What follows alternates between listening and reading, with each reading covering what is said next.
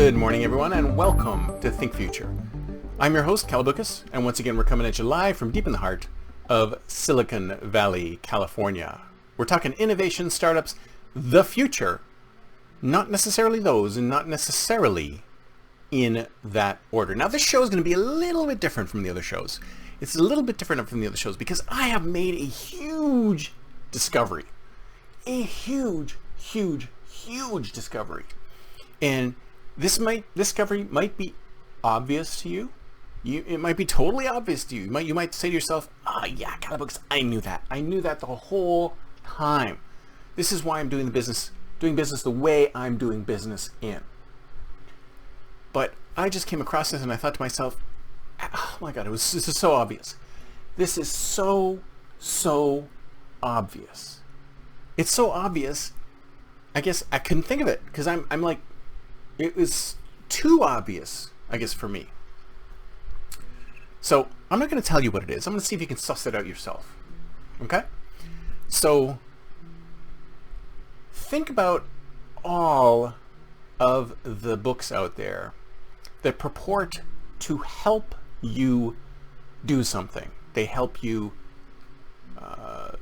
lose weight. They help you be a better person. They help you be more happy. They help you to be mindful. They'll help you to meditate. They'll help you to start a business. They help you to do this.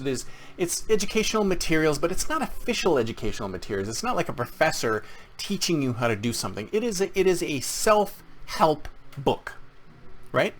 Think of the self-help books out there. Think of all of the self-help books out there, all of the success literature, everything that's out there. And maybe not just even that. Think of all of the hobby books that are out there. Think of all the craft books that are out there.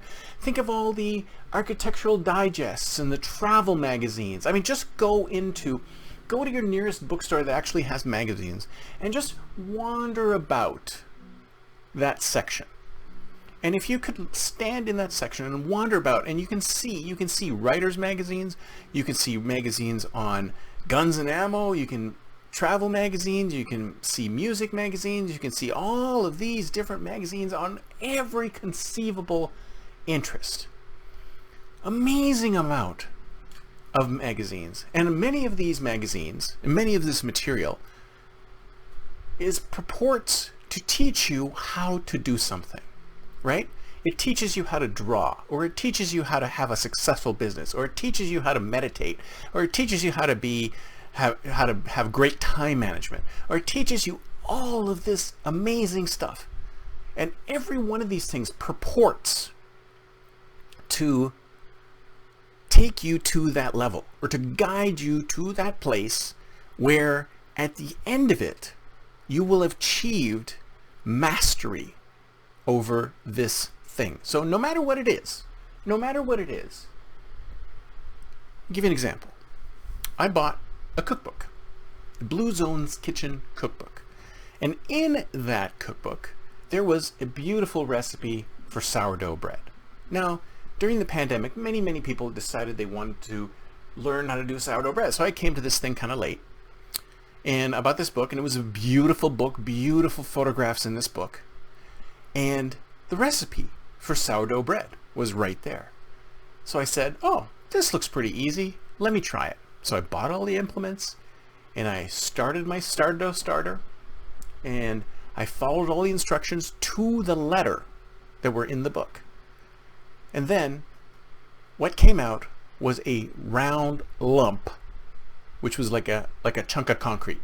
You can't even cut through it. Couldn't even cut through it. And I thought, that's weird. That is so weird that this book, which purports to have an amazing sourdough recipe from the island of Ikaria in Greece, would have a recipe that was so wrong. Why would they print this recipe in this recipe book and have it be so wrong? I mean, it was a beautiful book with beautiful pictures. Why would they not bother to check to see if the recipe was correct? And then I went online and I found the same recipe from another one of the books, same author, completely different recipe from the recipe that's that was in the beautiful book. And that's when it hit me. That's when it hit me that this recipe in this beautiful book was for a particular kind of reader. A particular kind of reader. And all of these books, all of these self-help books, all of these recipe books, all of these books that purport to teach you something are all successful based on a particular type of reader, a particular type of learner, a particular type of person. Now, I'm not going to tell you what particular type of person I came up with, because this is a huge secret, huge secret.